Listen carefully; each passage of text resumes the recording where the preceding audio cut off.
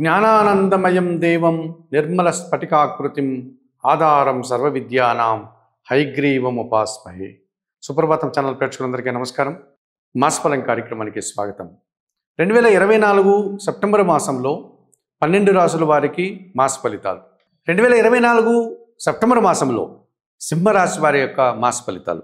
ఈ సింహరాశి వారికి 3 గ్రహాలు అనుకూలంగా సంచరిస్తున్నాయి, 5 గ్రహాలు ప్రతికూలంగా సంచరించేటువంటి వాతావరణం కనిపిస్తుంది. ఇందులో ప్రధానంగా చతుర్థ భాగ్యాధిపతి అయినటువంటి కుజుడు ఈ సెప్టెంబర్ నెలంతా కూడా మిథున రాశిలోనే అనగా లాభభావంలో ఆయన సంచారం కొనసాగడం వల్ల సింహరాశి వారికి కుటుంబానికి అవసరమైనటువంటి భూములు కొనుగోలు కానీ వాహన కొనుగోలు వల్ల లాభాలు అందుకోగలుగుతారు, సౌఖ్యాన్ని పొందగలుగుతారు. ఆ రకంగానే కాకుండా నూతన వస్తువులు కొనుగోలు కానీ ఇతరత్ర కుటుంబపరమైనటువంటి శుభకార్యాలు చేసేటువంటి వాతావరణం కూడా కనిపిస్తుంది.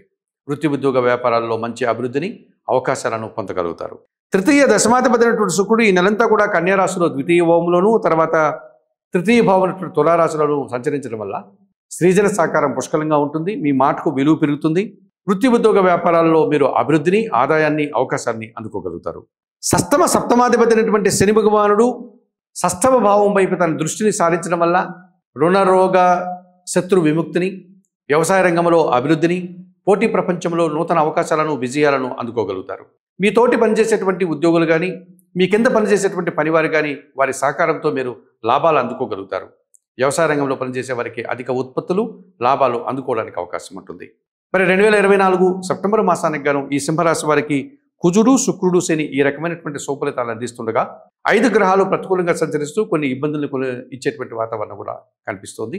ఇందులో ప్రధానంగా జన్మరాశ్యాధిపతి అయినటువంటి రవి భగవానుడు ఈ నెలంతా కూడా సింహరాశిలో అనగా జన్మరాశిలోను ద్వితీయ భావమైనటువంటి కన్యారాశిలోను సంచరించడం వల్ల మీ మాటల వల్ల అపార్థాలు, అధికారులతో అభిప్రాయ భేదాలు, అనవసరమైనటువంటి ఖర్చులు, ప్రయాణాలు, స్థానచలనాలకి అవకాశం కనిపిస్తుంది. ద్వితీయ లాభాధిపతి అయినటువంటి బుధుడు ఈ నెలంతా కూడా కర్కాటక, సింహ, కన్యారాశుల్లో సంచరించడం వల్ల మీ మాటల వల్ల అపార్థాలు, కుటుంబంలో అధికమైనటువంటి ఖర్చులు, వ్యాపారం విషయంలో ఆటంకాలు, వ్యాపారానికి సంబంధించిన విషయాల్లో అధిక శ్రమను మీరు అనుభవించాల్సి ఉంటుంది. రావాల్సిన ఆదాయం కూడా వాయిదా పడడం కానీ లేకపోతే నిరాశని కలిగించే వాతావరణం కల్పిస్తుంది. ఇక పంచమ అష్టమాధిపతి అయినటువంటి గురువు ఈ నెలంతా కూడా దశమ భావంలో వృషభ రాశిలో సంచరిస్తున్నాడు కనుక మీ ఆలోచనలు కొన్ని కార్యరూపం దాల్చవు. అలాగే వృత్తి ఉద్యోగ వ్యాపారాల్లో ఎంత పనిచేసినా తగినంత గుర్తింపును మీరు అందుకోలేకపోతారు. అధిక శ్రమను, పని ఒత్తిడిని మీరు పొందాల్సి ఉంటుంది. అష్టమ భావంలో మీనరాశిలో రాహు సంచారం కొనసాగుతుంది. అలాగే ద్వితీయ భావం కన్యారాశిలో కేతు సంచారం కొనసాగుతుంది.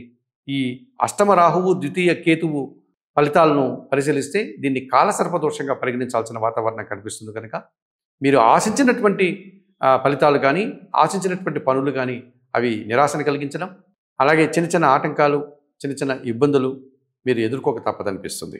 మరి 2024 ఈ సెప్టెంబర్ మాసానికి గాను ఈ సింహరాశి వారు రవికి, బుధుడికి, గురువు, రాహుకేతువులకి ప్రతికూలాలు నిర్వర్తించుకోవాల్సినటువంటి అవసరం ఎంతైనా కనిపిస్తుంది. ఇందులో ప్రధానంగా నిత్య గణపతి ఆరాధన చేయడం అనగా ద్వితీయ గణపతి దోషం నుంచి బయటపడడానికి, అలాగే అష్టమ రాహు దోషం నుంచి బయటపడడానికి కనకదుర్గాదేవికి పూజలు నిర్వర్తించడం. ఏమాత్రం అవకాశం ఉన్నా తిరుపతి పుణ్యక్షేత్రానికి అతి సమీపంలో ఉన్నటువంటి శ్రీకాళహస్తీశ్వర ఆలయానికి వెళ్ళి అక్కడ రాహుకేతు పూజలు నిర్వర్తించుకోవడం వల్ల ఈ రాహుకేతు దోషం నుంచి మీరు బయటపడడానికి అవకాశం ఉంటుంది. అలాగే దుర్గాదేవిని ఆరాధించడం వల్ల రాహుదోషం నుంచి బయటపడతారు. గణపతిని ఆరాధించడం వల్ల కేతు దోషం నుంచి కూడా అంత దూరం వెళ్ళలేని వారు ఇక్కడ అందుబాటులో దుర్గా ఆరాధన, గణపతి ఆరాధన చేసుకోవడం వల్ల కొంతవరకు రాహుకేతు దోషం నుంచి బయటపడే అవకాశం ఉంటుంది. అలాగే గురువు దశమ భావంలో ఇబ్బందిని కలిగిస్తున్నాడు కనుక షిర్డీ సాయినాథ్ ఆలయానికి వెళ్ళి స్వామివారికి అర్చనాది కార్యక్రమాన్ని నిర్వర్తించి 1 కేజీ శనగలు అక్కడ ఉన్నటువంటి అర్చక స్వాముల వారికి దానం చేయండి. అలాగే వెంకటేశ్వర స్వామిని దర్శించుకోవడం, స్వామివారికి పూజాది కార్యక్రమాలు నిర్వర్తించడం వల్ల బుధ దోషం నుంచి బయటపడడానికి అవకాశం ఉంటుంది. లేకపోతే సీతారాముల ఆలయానికి వెళ్ళి స్వామివారికి అర్చనాది కార్యక్రమాలు నిర్వర్తించండి. శ్రీరామ రక్షా స్తోత్రం నిత్యం చదువుకోండి.